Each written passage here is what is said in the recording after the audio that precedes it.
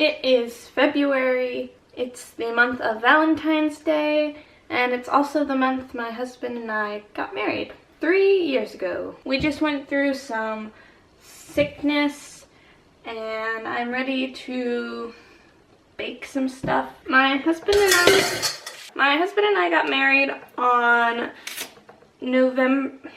February 19th of 2022, and we got married outside in February in the snow on a frozen lake. I have still yet to meet anybody else who's gotten married on a frozen lake. I don't think it's really the go-to option, which makes sense. And it wasn't our go-to option either. I kind of assumed I would just get married in the fall sometime, because the fall is my favorite season, and it's just pretty outside, and the colors and the temperature. We ended up getting engaged December 9th. So when it came to picking a date, I guess we had all the options we really wanted, but in our heads, it was either get married while there's still snow on the ground or wait till September, October. We didn't want to get married in the spring because the spring is just not pretty. And I know for a lot of places spring is pretty, but when you live in a cold climate, like the snow isn't gone until sometime in April. April is the ugliest month of the year, in my opinion. The leaves don't come out till sometime in May. Another part of this is I wanted to get married outdoors. Where we were going to have the wedding was where we were working and living at the time. It's a place very special to us, and it's somewhere we'd be able to get married for free. The indoor options, you're limited to pretty much one room, one space, and I just really did not want to get married in that space. Not that it's a bad space, it's a really nice space. I've worked hours and hours in that space. I've spent so much time there. It just didn't seem like where I wanted the ceremony to be. Now, of course, June is a good contender as far as weather and bugs and everything goes, but June is in the busy season for a summer camp, and we did not want to get married right before or in a busy season. So basically not getting married in the summer would leave us till September. So getting married in September was our top option at the time, and then Ben suggested getting married on the frozen lake. Being on the lake when it's frozen was already my favorite place in the entire camp. So we talked about some logistics and temperature, and we thought, why not get married somewhere at camp that nobody else has been married? So we set the date. I made the invitations myself, just with Canva. Printed them out on a normal printer on some, what do you call it, like the brown craft paper. Our engagement was only 9 or 10 weeks long. And getting engaged wasn't really like a surprise for us.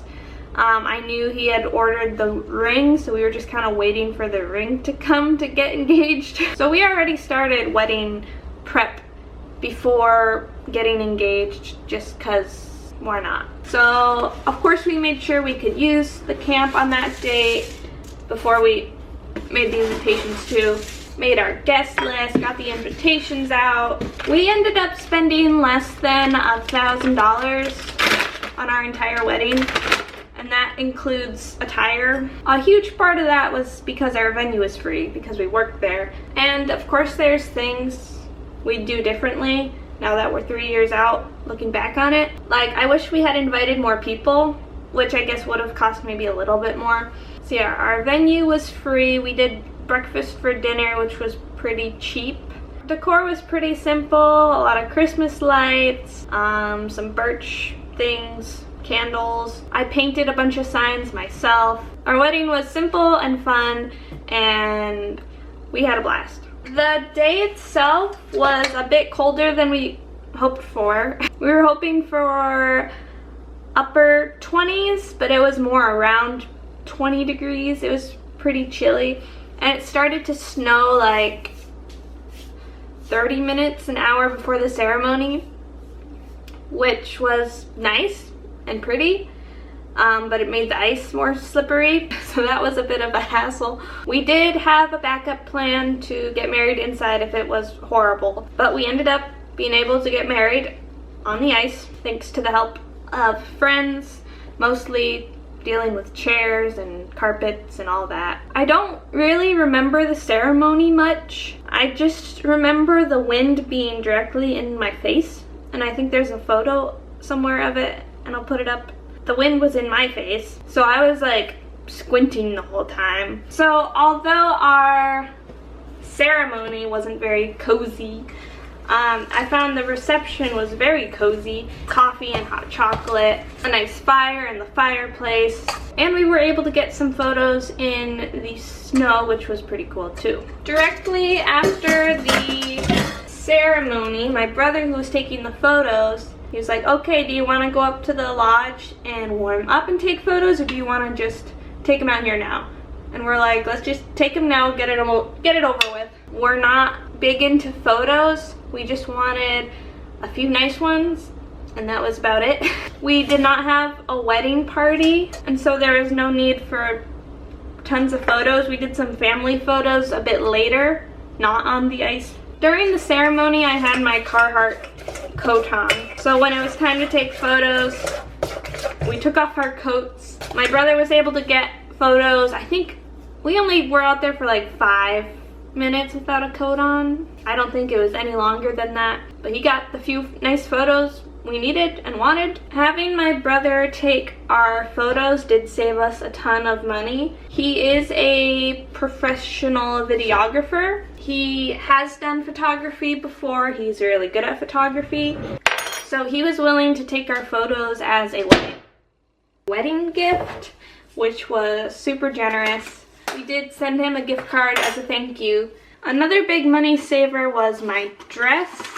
There's a lot of ways to save money on wedding dresses.